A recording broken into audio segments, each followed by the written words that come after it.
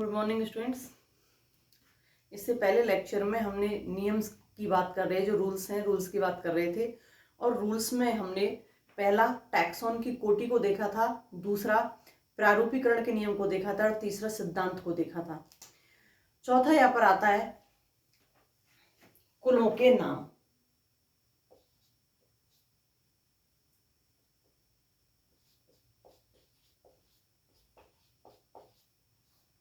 कुलों के नाम,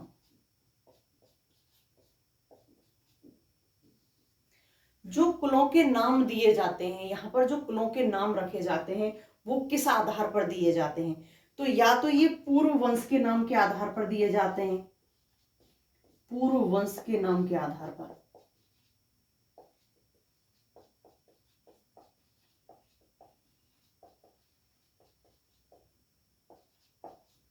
या वर्तमान में जो नाम प्रचलित है, जो वर्तमान में नाम है, वर्तमान के नाम के आधार पर दिए जाते हैं।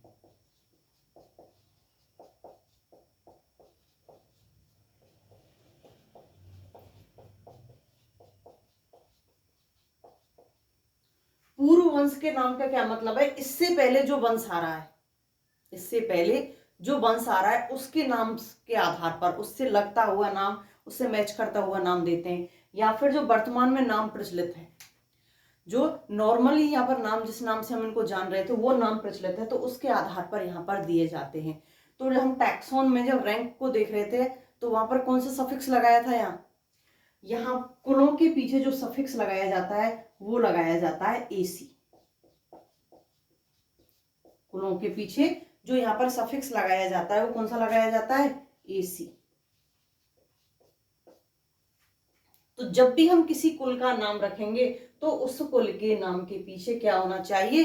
एसी होना चाहिए, तभी हम उसको कुल मानेंगे, अन्यथा वो कुलों की कोटि में नहीं आएगा, उसको क्या कर दिया जाएगा? रिजेक्ट। अब यहाँ पर जो संवहनी पौधे हैं, जो वेस्कुलर पौधे हैं, संवहनी पादपों के 8 ऐसे कुल हैं, 8 ऐसे कुल हैं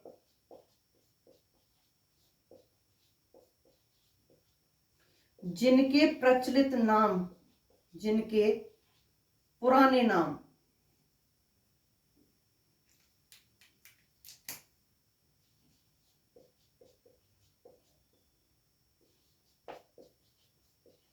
प्रचलित हैं।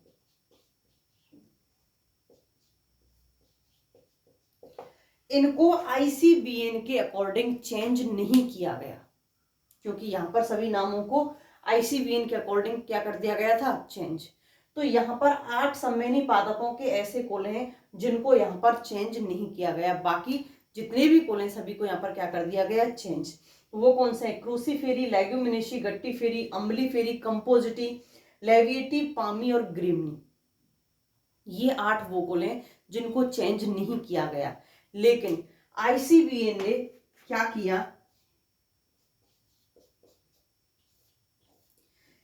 इन जो फैमिलीज थी, जो यहाँ पर यहाँ कुल थे, इन कुलों के पुराने नाम तो मान्य है ही, ये नाम भी मान्य कर दिए, लेकिन यहाँ पर कुछ टाइप्स के आधार पर इनके नए नामों को दिया गया। कैसे? सफिक्स लगाकर। यहाँ पर जो टाइप्स हैं, इस टाइप्स के आधार पर इनके नामों के पीछे क्या लगा दिया गया? सफिक्स। तो यहाँ पर ये नाम भी मान्य है और ये नाम भी मान्य है। जैसे ब्रेशिका, क्रूसीफेरी में जो टाइप देखा है वो ब्रेशिका देखा है, कॉमन टाइप होता है सभी के पीछे, तो उसको क्रूसीफेरी को क्या कर दिया गया? ब्रेसिकेसी। लेग्यूमिनेसी को फेवेसी, फावा था इसमें। गट्टीफेरी में क्लोसिया था तो इसको क्लूसियसी कर दिया गया। अम्बलीफेरी में एपियम था, इसको एपियसी कर दिया गया। कंपोजिटी में एस्टर को एस्टेरेसी कर दिया गया। लेविएटी को लेमियम के आधार पर लेविएटी कर दिया गया। पामी को एरिका के आधार पर लेविएसी, लेविएटी नहीं आएगा, लेविएसी, लेविएसी। और पामी को एरिका के आधार पर एरिकेसी कर दिया गया, जिसे हम ताड़ कुल कहते हैं। और ग्रेमनी को पोआ के आधार पर पोएसी कर दिया गया। अब ये टाइप जो हम देख रहे हैं, ये टाइप क्या है, टाइप क्या है यहाँ पर, कैसे हमने टाइप को निर्धारित कर लिया यहाँ पर। तो देखिए, ग्रेमनी कुल में पुआ एक घास होती है, पुआ घास होती है। जो हम ग्रेमनी कुल को घास कुल भी तो कहते हैं, ग्रेमनी को घास कुल भी तो कहते हैं हम। तो किसके आधार पर कहते हैं, वो इसके आधार पर, एक टाइप हो गया उसका, उसको जानने का एक प्रकार हो गया। तो यहाँ क्रूसीफेरी को हम सरसों कुल भी तो कहते हैं। और सरसों कौन सी होती है, उसमें मेन जो कौन सी होती है, ब्रेसिका लगाते हैं, ब्रेसिकेसी, इसीलिए इसका नाम क्या रखा है, ब्रेसिकेसी। सरसों के 4-5 जो नाम होते हैं, सफेद सरसों, पीली सरसों, राई, काली सरसों, तो वहां पर मेन रूप से वैरायटी कौन सी आती है, Brassica, Brassica nigra, Brassica album, Brassica campestris. तो यहाँ ये वो टाइप्स हैं जिनके आधार पर यहाँ क्या किया गया है, मतलब कि उस फैमिली से रिलेटेड वो डोमिनेंट प्लांट जो वहां उस फैमिली को रिप्रेजेंट कर रहा है, ये वो है जो उस फैमिली को क्या कर रहे हैं, रिप्रेजेंट। तो उन्हीं के आधार पर इनके आधुनिक नाम दे दिए गए। तो आईसीबीएन ने यहाँ इन टाइप्स के आधार पर इनके नाम के पीछे क्या लगा दिया, एसी लगा दिया, और यहाँ नाम को क्या कर दिया गया, चेंज कर दिया। यहाँ नाम के अंत में जो सफिक्स एसी लगाया गया है, तो यहाँ ये तो था ही पहले से, इनके पीछे भी लगा दिया गया। लेकिन सन 2000 में क्या हुआ, सन 2000 में एक और नियम दिया गया आईसीबीएन ने, जो यहाँ पर ये नाम दिए हैं, जो यहाँ आधुनिक नाम दिए हैं, इन नामों को हम क्या कहते हैं, यहाँ Saint Louis code, Saint Louis code. अगर आपसे एक क्वेश्चन पूछ लिया जाए गट्टी फेरी का सेंट लुइस कोड क्या है, तो वो कोई संख्या नहीं है, तो गट्टी फेरी का सेंट लुइस कोड क्या होगा, क्लूसीसी। तो यहाँ ये सेंट लुइस कोड के नाम से जाने जाते हैं, जो आईसीबीएन ने 2000 के बाद में जो यहाँ नाम दिए हैं, इन नामों में जो परिवर्तन किया है, वो यहाँ पर सेंट लुइस कोड के नाम से जाने जाते हैं। नेक्स्ट बात करते हैं हम वंशों के नाम।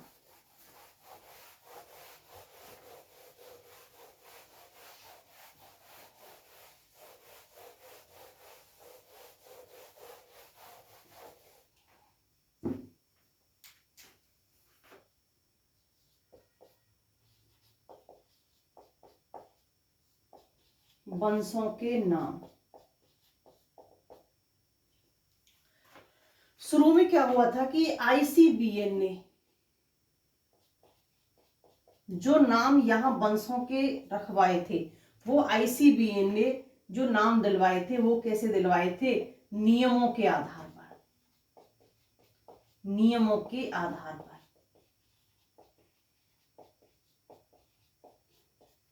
मतलब नाम कैसे होने चाहिए थे, लैटिन में, नाम लैटिन में होने चाहिए थे।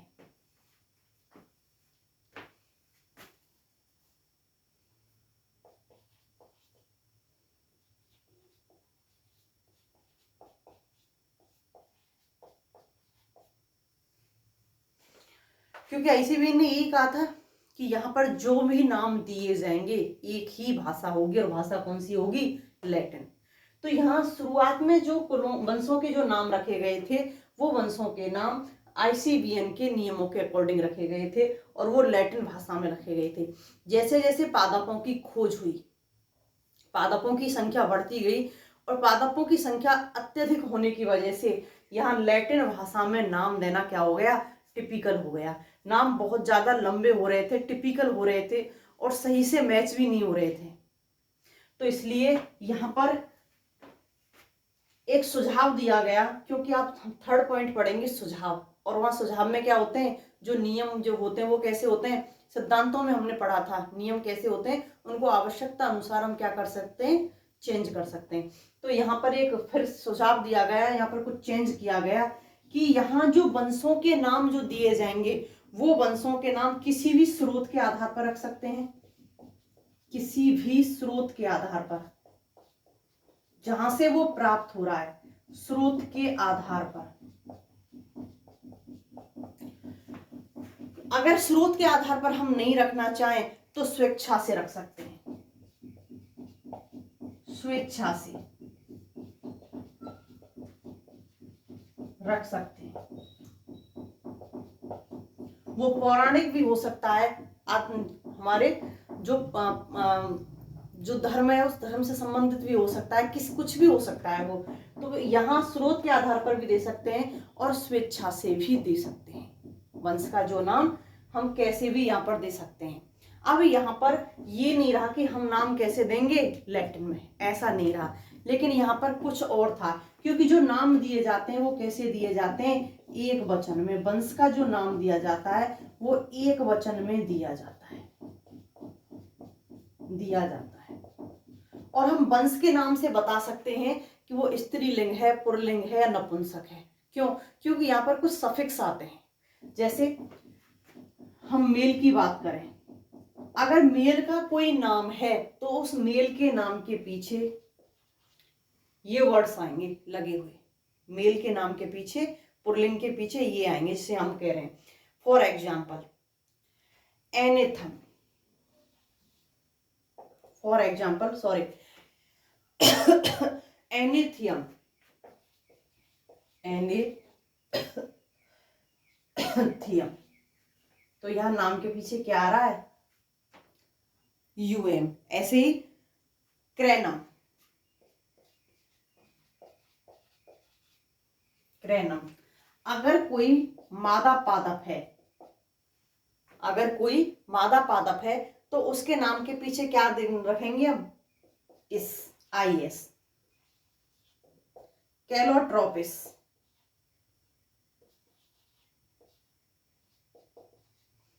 आइवेरिस,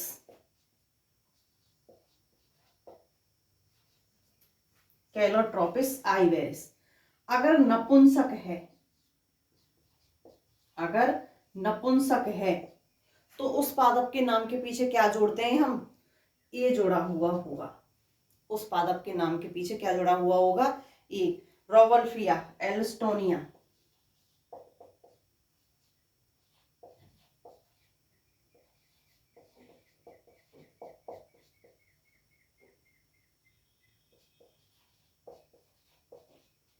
एल्स्टोनिया, तो उसके नाम के पीछे यहाँ पर ए जुड़ा हुआ होता है।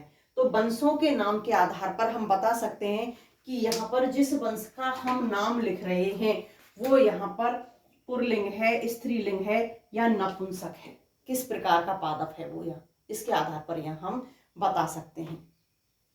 तो यहाँ पर जो नाम दिए गए थे ये नाम स्रोत के आधार पर, स्वेच्छा के आधार पर, इनके लाक्षणिक गुणों के आधार पर, यहाँ जो ये प्लांट हैं इनके लाक्षणिक गुणों के आधार पर भी हो सकते हैं। इनके लाक्षणिक गुण क्या है, लाक्षणिक गुणों के आधार पर भी हो सकते हैं, पौराणिक भी हो सकते हैं आधार पर, या पौराणिक किसी भी प्रकार के, कैसी भी प्रकार के हो सकते हैं। नेक्स्ट बात करते हैं हम जाति का नाम, जाति का नाम। जो यहां जाति का नाम दिया जाता है वो जाति का नाम एक शब्द का दिया जाता है, एक शब्द का, लेकिन कभी कभी क्या हो जाता है दो शब्दों का भी देना पड़ जाता है। कभी कभी क्या होता है एक शब्द का ना होकर के दो शब्दों में देना हो जाता है।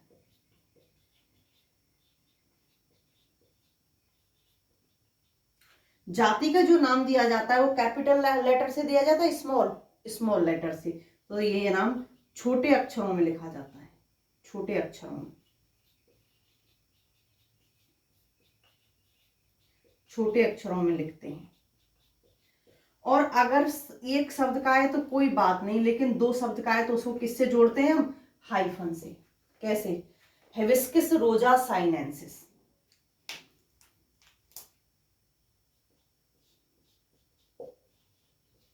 हिबिस्कस रोजा साइनेंसिस।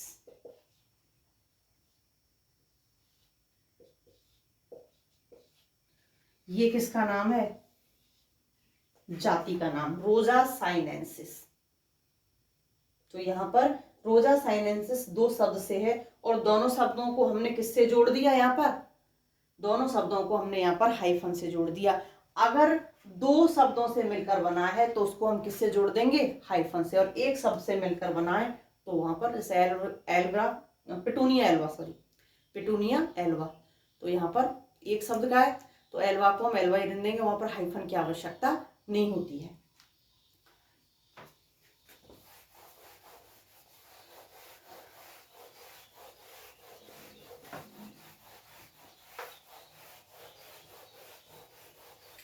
Next, cultivated plant.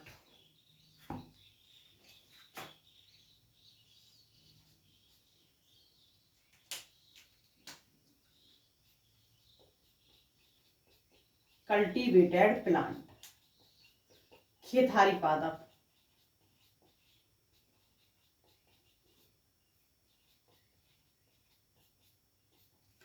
ये कौन से पादप होते हैं, ये कौन से पादप होते हैं? तो देखिए स्टूडेंट्स, जो वाइल्ड प्रजाति होती हैं, जैसे गेहूं की हैं, वाइल्ड प्रजाति कैसी थी, द्विगुणित और चतुर्गुणित।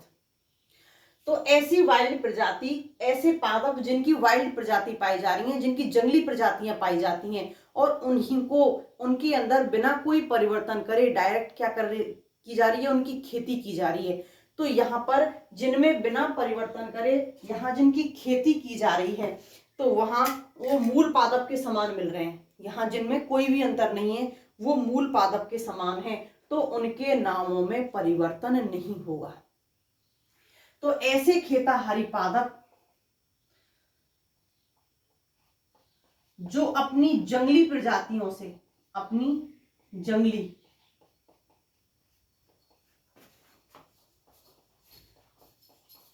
जातियों के समान हैं, के समान हैं, तो इनके नामों में, इनके नामकरण में या नामों में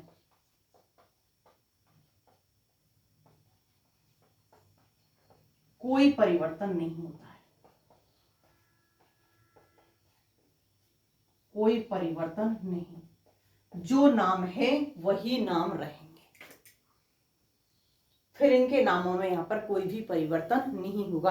आगे अगर हम वाइल्ड प्रजाति को डायरेक्ट यहाँ पर कल्टीवेट कर रहे हैं या उनमें अगर वाइल्ड प्रजाति में हमने जैसे चतुर्गुणित से षटगुणित कर लिया उसको, तो अब फिर भी वो कैसी है, अपने मुख्य पादप के समान है, वहां उसके गुणों में ऐसा कोई परिवर्तन नहीं हुआ है, तो वहां हम नामों में परिवर्तन नहीं करते।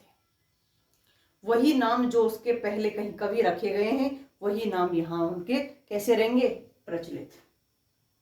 नेक्स्ट बात करते हैं हम मान्य प्रकाशन।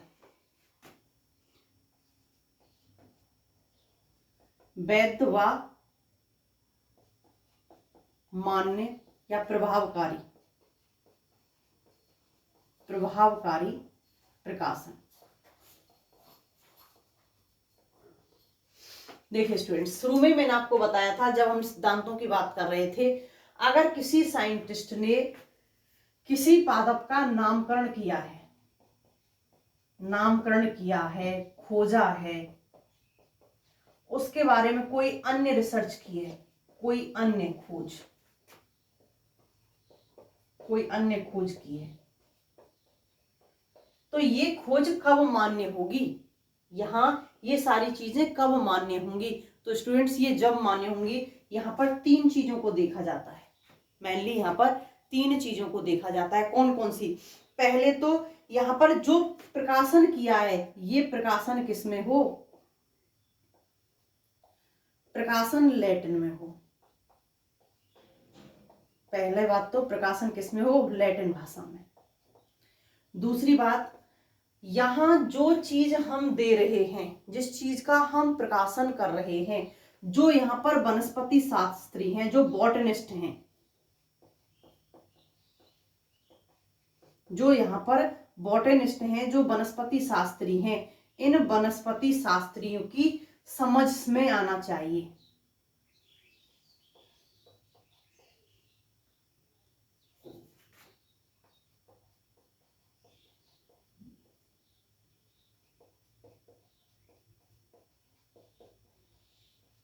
आप लोगों ने फर्स्ट ईयर में पढ़ा था मेंडल, क्योंकि मेंडल ने जो अपने प्रयोग किए थे वो किस में किए थे, सांख्यिकी में, गणित में। और मेंडल ने उनका जो प्रकाशन किया था वो बड़ी उच्च स्तरीय पत्रिकाओं में नहीं किया था। जो वैज्ञानिक पत्रिकाएं होती हैं वो कैसी थी, वहीं जो देश के अंदर चलती हैं। तो ऐसी छोटी पत्रिकाओं में उसका प्रकाशन किया था। तो वहाँ पहली बात तो वो प्रकाशन उसका सीमित था। दूसरी बात, मेंडल के जो नियम थे वो कैसे थे, गणित में, जो बॉटनिस्ट की समझ से परे थे। तो उनको वो क्या कर दिया गया, उन्होंने उनको अवॉइड कर दिया। तो यहाँ पर बॉटनिस्ट की समझ में आना चाहिए, जो यहाँ हम दे रहे हैं, प्रकाशन कर रहे हैं, उनकी समझ के अनुसार होना चाहिए। तीसरा, यहाँ पर जो हम प्रकाशन कर रहे हैं वो पत्रिका कैसी होनी चाहिए, मान्य वैज्ञानिक पत्रिकाएं होनी चाहिए। मान्य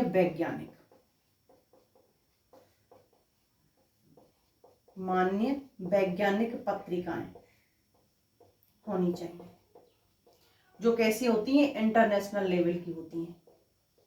तभी क्या होगा, ये आपका जो नामकरण है वो मान्य होगा। अगर आपने इन तीनों में से किसी भी बात को छोड़ दिया है और आपने जो नाम दिया है उसकी कॉपी करके अगर किसी और ने दे दिया, इन तीनों बातों को वहां पर उसने सही कर दिया। आपने नाम दिया है, आपने नाम लैटिन में दे दिया, लेकिन वो वैज्ञानिकों की समझ से परे है। आपने जो लैंग्वेज वहां पर यूज की है वो टिपिकल की है, वो उसके साइंटिस्ट की समझ में नहीं आ रहा है।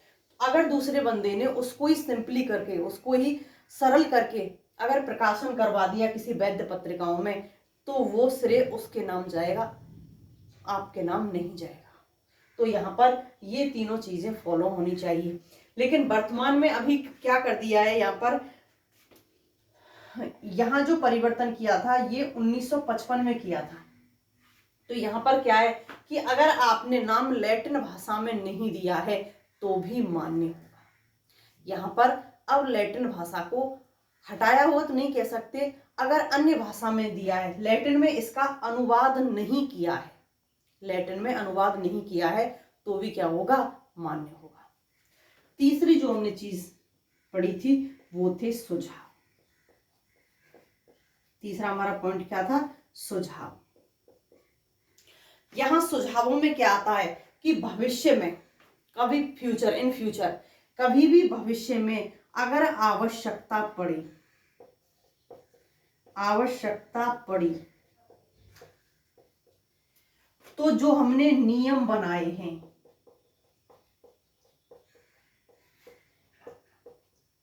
वो कैसे होने चाहिए, वो परिवर्तनशील होने चाहिए। परिवर्तनशील होने चाहिए, आवश्यकता अनुसार उनमें परिवर्तन होना चाहिए।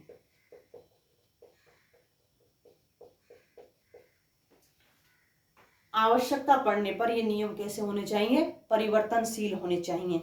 दूसरा, यहाँ जो नामकरण हम कर रहे हैं इस नामकरण में एक रूपता होनी चाहिए। नामकरण में एक रूपता और विशिष्टता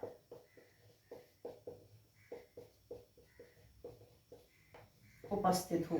अब ये कैसे उपस्थित होगी वो सुझाव दिए जाने चाहिए।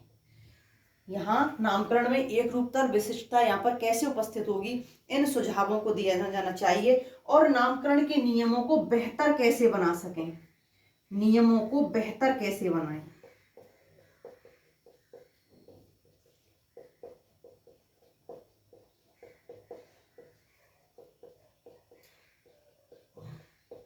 कैसे बनाएं, इनके भी सुझाव दिए जाने चाहिए। तो इन्हीं सभी बातों के आधार पर यहाँ पर एक और नियम दिया गया जिन्हें हम क्या कहा, सुझाव। तो यहाँ पर इस प्रकार के सुझाव दिए जाने चाहिए जो इन फ्यूचर में क्या रहें, इफेक्टिव रहें। Okay students.